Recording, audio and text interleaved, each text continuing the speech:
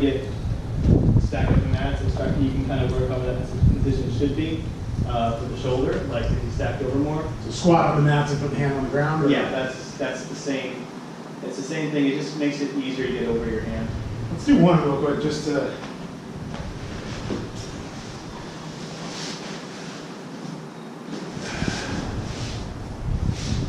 Just to see how that feels.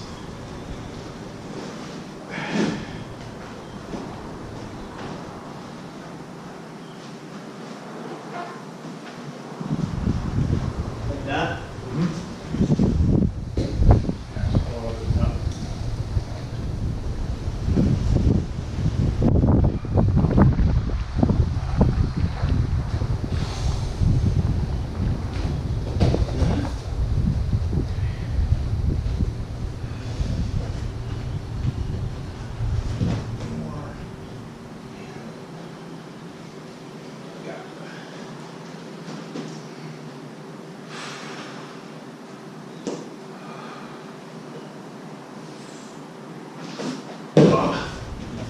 But then the thing is that your shoulder's loaded up more. Right. So that can sometimes be more pressure on that area. I was going to say, I started feeling like, Yeah. like my shoulder didn't have the strength to handle that there. Yeah.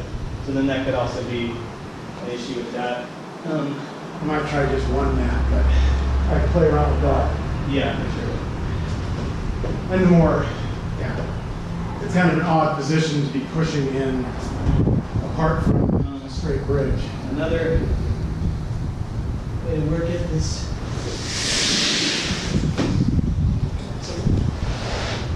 to go, which you've seen before, is go up the wall and then over from there, which can also be a little bit easier because you can start from the floor and come over the top that way. Right. And that can also kind of Okay. something like that.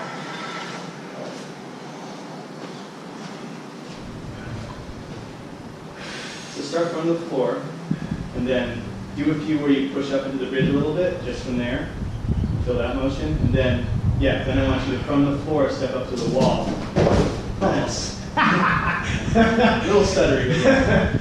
Yeah. Don't put that one on Facebook. But in any case, Yeah. Yeah. There's other ways you can play around with it. I think maybe when you're more fresh, you can focus on those to try and get a good position. Yeah, that whole bridge position is someplace that I'm not really strong in. Yeah, you're doing really good from flat ground because you need more momentum to help you. This one just gets you into a higher position, Right. just higher over the heads. I'll play around with this. Yeah, cool. QDR. So QDR. With that one, have you done any kitted hing work? Do you know what that is? I have no idea what it is. Okay, it's the side position. Here. Okay. Okay. Yes, I've done some. Okay. There's lots of ways to get into it. These are like the two ways that I've found to be the easiest, in my opinion. Okay. Well, first of all, knowing where that position is on your hips, you can use the wall. Right. I think we've done a little bit of that. Yeah. And then the way to get into it easiest, in my opinion, is to start on the pistol leg side, and then coming over that way. So I put my hand close to my hip or oblique hip area, and from there, as I come over, I tuck the leg in, and I shift my weight to my left foot. So then I'm in that position already to start. So from here to there, right? And then the other one would be facing this way. Here and to the side. They're the same thing, essentially.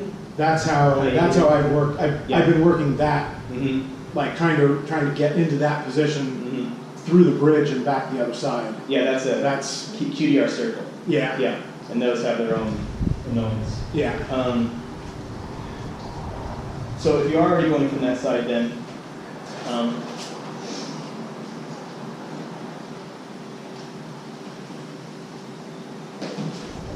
okay, yeah.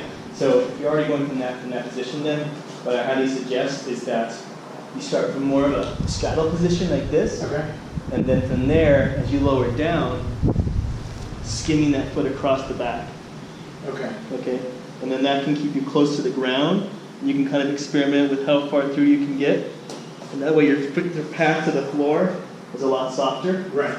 right? Instead of being like a fall over the side as much. Kind of skim the floor, keep your foot close to the ground. There you go. Yeah.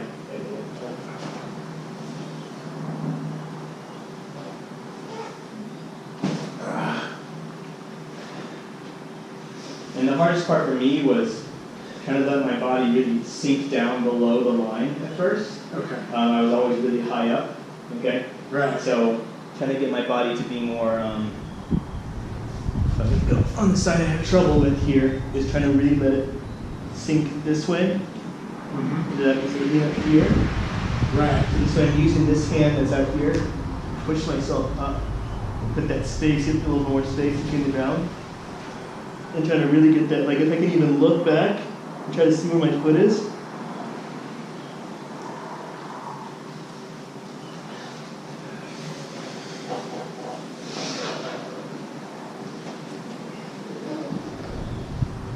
Yeah. There you go. Yeah. Yeah. Yeah. And now we are dropping only a foot instead of two. Right, right.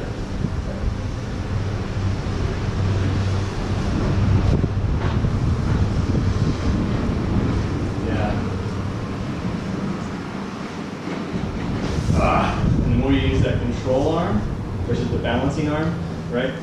Control arm here, really get that push to position here. Push to there. That's going to also open up your bridge area.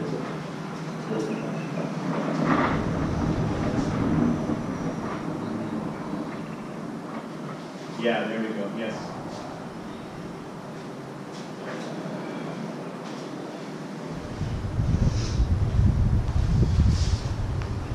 Now you said you worked a little bit of that to bridge work. Was that what you kind of showed me earlier?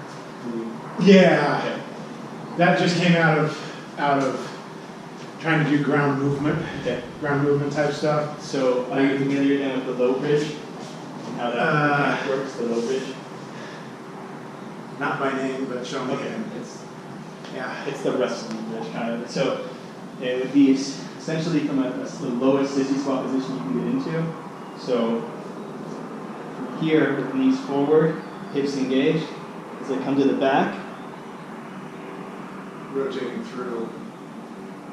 to there. Right, from one side to the other. So you already do this work on the wall with the shoulder. Right. It's just make sure most of the weight is in your hips, over the feet. Right. And then we're using that arm to come around the side.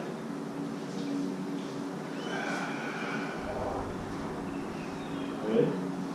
Yeah. Okay. You're very familiar with that. Okay. Yeah. So that's low bridge. That's what they call low bridge, right? And from that you can get into your QDR from that, right? And so you can oftentimes transfer from QDR to low bridge to QDR, or just what I usually say to do is try to get from QDR to bridge and then try to go the opposite direction. So if I go from my low bridge first, to that post position I'm in now, And then rock the body over. to there, Gotcha. and vice versa. But the hard part is figuring out, taking the time in the low bridge and staying in there. Then from there, think about how can you get into QDR. Yeah, from there. There, up. Yes. Other leg. Swing that bottom leg. Cool. So that was the top leg. I'll just do it on your wrists, okay? It's okay for now. Yeah. So if you swing the top leg, it puts you into a twist. You swing the bottom leg, it keeps you balanced, Okay. right? So if I'm here, okay? This bottom leg has to be the one that goes around. If I go this way, it turns me over. Right. It's just a different skill. That's all. Yeah, no. I see. Yep. Yeah, it tends to jump into the lower back pretty fast. Yeah. So, cramps up pretty good. Yeah, muscles that I haven't used to that degree. Okay, so we'll go to the other side this time. So over here. This here. Yeah. So you kind of discovered something there. Your footwork, right? Your footwork was too far apart to help you push it to the next thing. This is one of the things I have trouble with, especially on my right arm. So if you practice just from the low bridge position, so instead of even going into low bridge, but starting from here, like this, learn to step across. Gotcha. Because that position there puts me directly into the next part, or you have to take more steps in the process.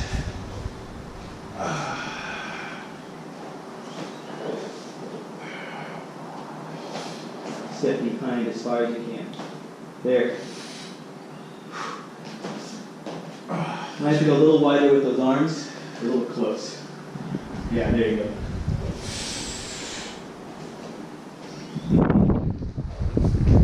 More muscles I haven't used. All right, let's have that back. Yeah, that I can practice though. Yeah, so it wasn't until recently my shoulders have been opening up again to do this stuff. It's been very hard for me to get into those positions. So I'm doing something right. Yeah. It is yet.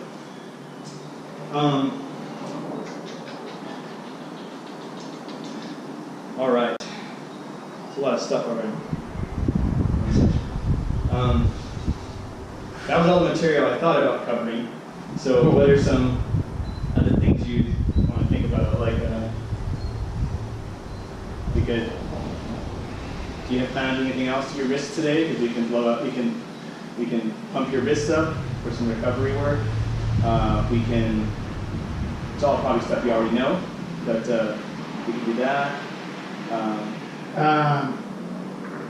I could put you through some FRC protocols for your hips and lower back if you want.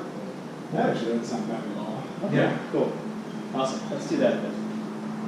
Yeah. I think we have just enough time to do that. So, as you know, like most of the time, the lower back is directly related to the hip extension and you're doing the work of the hips. Right. Okay. So we're going to go ahead and do some stuff. So the hips try to open up a little bit to see if that works out.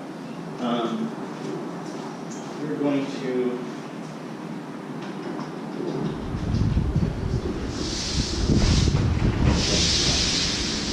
Should be able to do this with this one right here.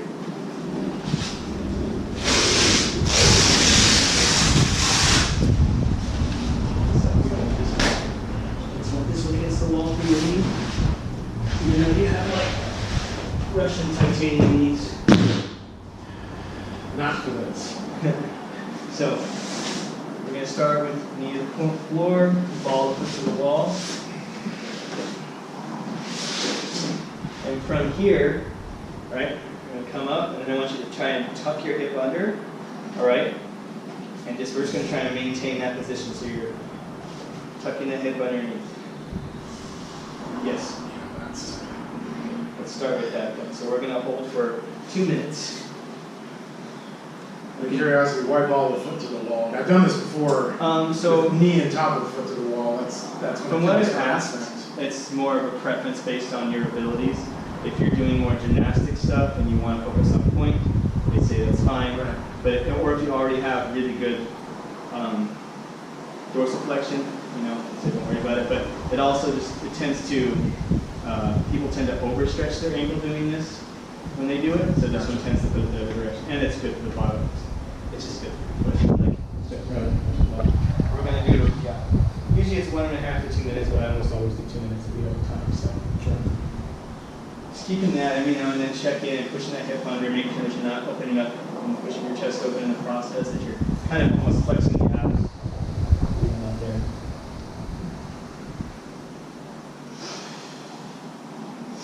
There's some bread and butter moves, and then there's like all this other crap you can do too, right, to help with it too. But this is one of those bread and butter ones. You just focus on breathing during this portion of the stretching period, and then just making sure that that hip isn't unlocking. trying to keep that hip top down the other side.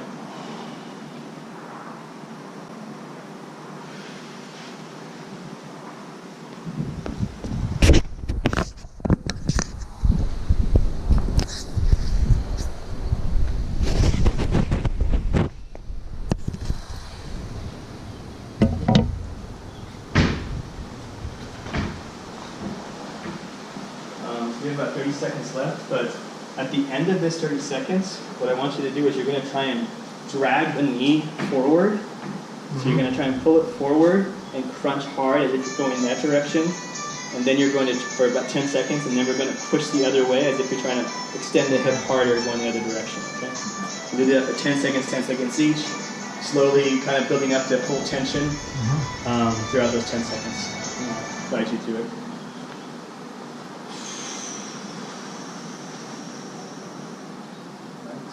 Again, try to drag the knee forward, starting now for 10. Pull. Constantly pulling forward, pulling upward. Now I want you to reverse contraction where you're pushing into the wall. You're get upright as if you're trying to almost jump off the wall. Now we're going to relax for another 30 seconds. Completely relax, 30 seconds.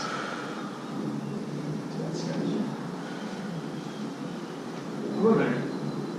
Yeah, there's a couple in the neighborhood. Good. It's very mischievous birds. It's funny when you see some of the iconic animals for the first time. I'd never seen a roadrunner, an actual live roadrunner, until we moved here. And then last summer, summer before, we did a road trip through New Mexico and Texas. Hold that thought. We're going to do another contraction in 10 seconds. So go ahead and begin pulling forward, dragging the knee forward. Try to get off that front knee if you can. Yeah, the front knee? Your upper body, yeah. And now reverse contraction, push into the wall like you're trying to jump off of it.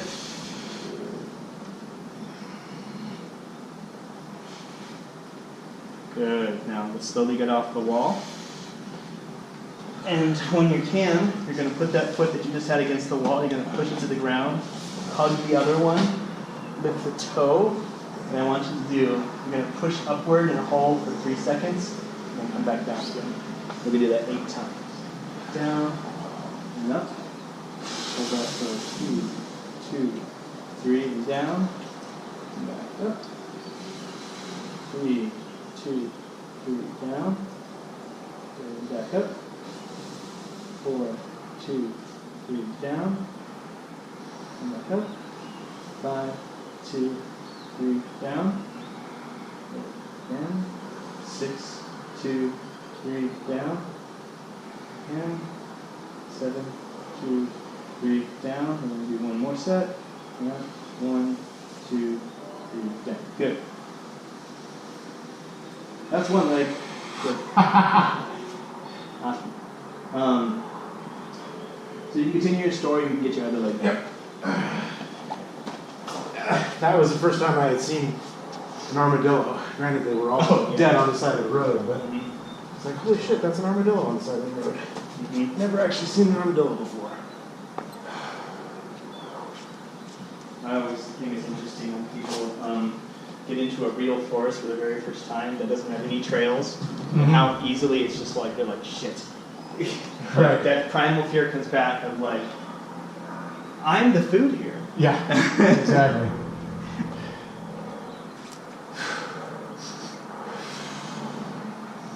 I think up in Washington they have pine tree farms, and those are even harder to navigate in because they plant them equal distant apart from each other. Right. And you can't tell where you are at all. Right. So.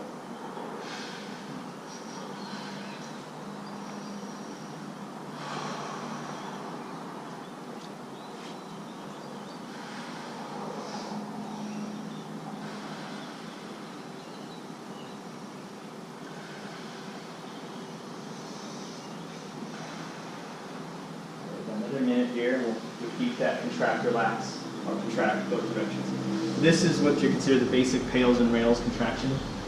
2 minutes to get the fascia to release. okay? And then you try to resculpt the path, narrow pathways by contracting both directions. The stuff in the back, the stuff in the front. That's what they like to call it, stuff.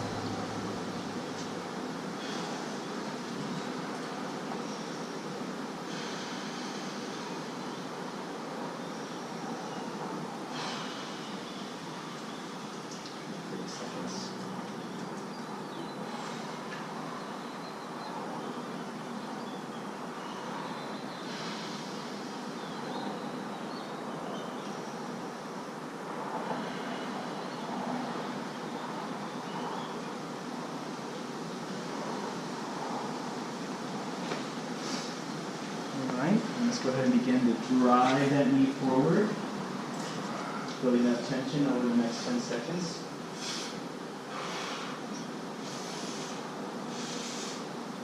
Now we're going to reverse the contraction, pushing the other way as if we're trying to jump off the wall.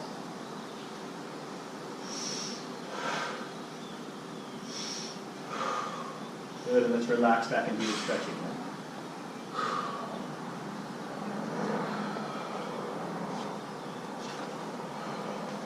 I think also, like, you can, if you have like something soft behind you, you can do pointed foot. I just think I remember hearing something about like it's on a hard surface, try not to do pointed foot work. But well, you can't really push off of it either if you or not well. Yeah. I find that if people are already pretty flexible, then I'll have them point their foot. Especially if they're like a dancer or if they're a gymnast.